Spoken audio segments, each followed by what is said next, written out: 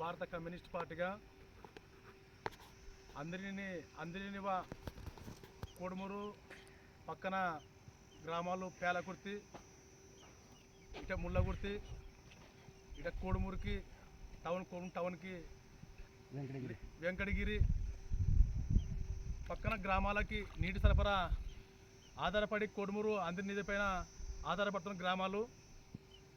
అలాంటిది టీడీపీ అధికారుల పార్టీ నాయకులు ఇక్కడ ఇసుక రిచ్ ఏర్పాటు చేసి వేరే ఆయన పొలం కొన్నామని చెప్పి దీన్ని ఒక ట్రిప్పు 1200 దాకా తరలిస్తున్నారు.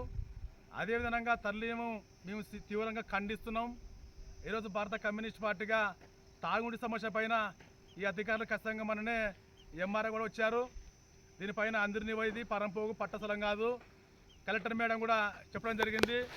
ఈరోజు మేము భారత కమ్యూనిస్ట్ పార్టీగా ఇక్కడే కోడుమూరు టౌన్లో వారానికి ఒక బాటిల్ తాగనీకి వస్తున్నవి. ఇలాంటి రిచ్ ఏర్పాటు చేసి ప్రజలని ద్రాహాన్ని గొంతుపిస్తే ఈరోజు మేము భారత కమ్యూనిస్ట్ పార్టీగా ఖండిస్తున్నాం. ఇది ఖచ్చితంగా ప్రభుత్వానికి చెడ్డ పేరు వస్తుంది.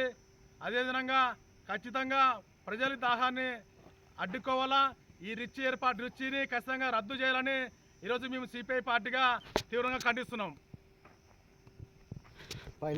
నా పేరు రాజు, కోడుమూరు మండల పార్టీ సెక్రటరీ, ఈ కోడుమూరు నియోజకవర్గ ఇన్ఛార్జి.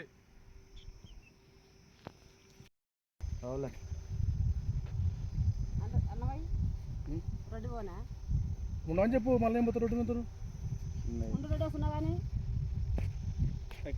పైకి వీడియో రావడం లేడా, సెల్ హ్యాంగ్ అయింది. దగ్గర పోరా